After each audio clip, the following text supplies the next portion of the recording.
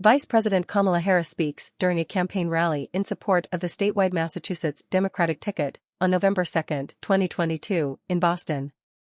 Mary Schwalm/AP photo. November 3, 2022, 4:30 a.m. Eastern Daylight Time. Link copied. As Kamala Harris was mulling her midterm pitch over the summer, she made a departure from the White House script. The vice president was, she conveyed privately, not interested in echoing the phrase ultra mega, a slogan pushed by the White House to ridicule Republicans embracing Donald Trump's Make America Great Again movement. It wasn't so much that Harris questioned its potency with voters, two people familiar with the conversations told Politico. She wanted to be direct in describing the threat she saw from far-right Republicans. Harris indicated she viewed the term as inadequate and, most importantly, inauthentic to her. As she hit the trail, Harris has leaned instead on words like extremists and descriptors such as so-called leaders to help sum up a GOP she views as enthralled with and terrified of Trump and an existential danger to the future of democracy.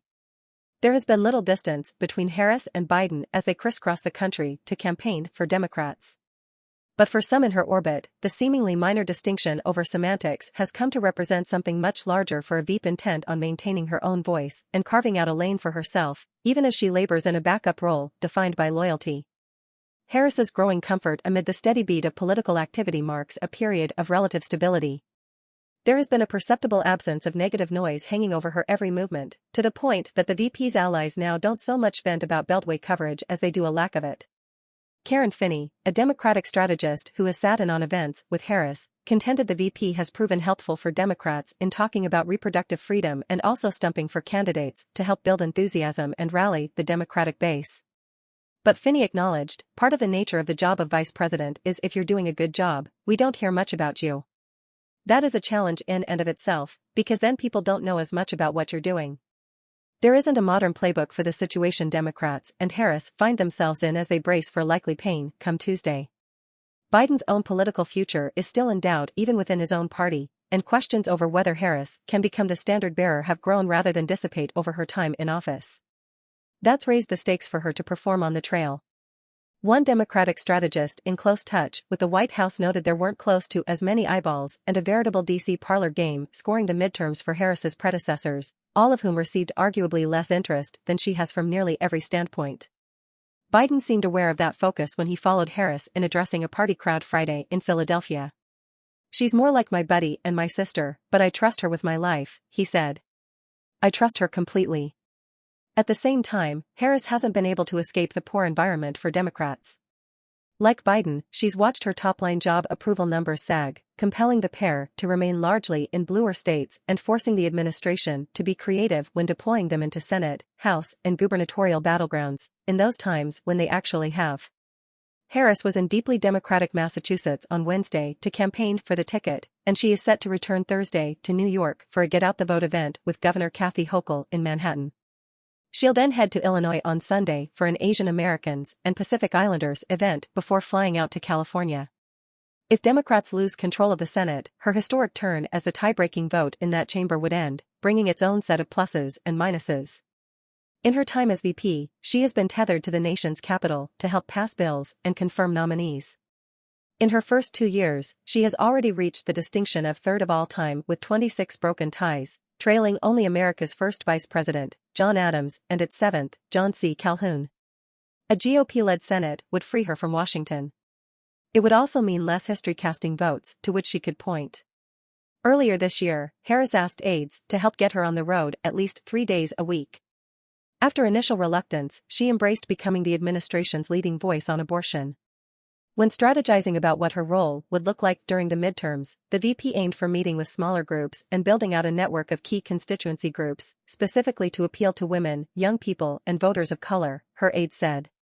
She wanted to help them connect issues like abortion rights to voting rights and same-sex marriage. She believes that we have to give people their talking points. We have to say, "I want you to know what to say when people ask you that question." Because 1, they will, and 2, they should, a senior Harris official said. Harris's itch to be more widely involved was apparent in those meetings. Participants say she would often pull back from, say, a discussion on abortion and connect it to a broader umbrella of privacy rights. She often references the fact that voters of color and young people turned out in historic numbers in 2020, and this is what we were able to deliver for you, another Harris aide said, pointing to lowering prescription drug costs, forgiving student loan debt, decriminalizing marijuana, and eliminating lead pipes. We need that same level of engagement and enthusiasm as we had, in 2020, headed into the midterms. It all adds up to something of a page turn for Harris. The hiccups are still there, magnified by critics on Twitter, though they come less frequently. The struggles to gain broader popularity exist, but there's less chaos swirling. People around her feel like she's been able to exert more independence and has started in earnest to dig out from the painful early months marked by uneven performances and staffing troubles. In the first year there was also a lot of discussion of what is her portfolio and comparing her vice presidency to Biden's, said Joel K. Goldstein, a vice presidential historian. The focus seems to have since shifted to how can she add value. Though doubts persist about her future, Harris's last year has provided her with some political benefits, mainly firmer connections with the party's core constituencies. Her abortion roundtables and discussions have given her entree to scores of state legislative leaders and attorneys general working on the issue. But they also helped open doors to several swing states on a pressing policy concern. Since August, she stopped off in Pennsylvania, Michigan, Nevada, Wisconsin, North Carolina, Florida, and Minnesota. She also has visited a number of college campuses. In recent days, Harris has called into dozens of radio stations in key battlegrounds. Meanwhile, she has headlined more than a dozen fundraisers for the Democratic National Committee this year. In Texas, party organizers said her recent keynote speech for the state Democratic Party's Johnson-Jordan dinner raised the most in its history. Separately, aides and party officials said there's been a concerted effort to get her in front of more allies from labor and other groups like the NAACP and Urban League, as well as into the bloodstream of audiences that don't consume traditional news media, strategies that dovetail of late with the president's. She's also done more press, sitting for interviews on late-night TV and at least 8 podcasts, including the climate-focused A Matter of Degrees, where she nerded out over her love of clean school buses. She also chatted with Pop Sugar. And for all that, Harris's defenders still say she deserves more credit than she's currently getting. The VP has done everything she's been asked to do, said Bakery Sellers, a fierce Harris ally who lauded the White House for giving her more space and letting her be great. But, he added, the press coverage hasn't reflected th.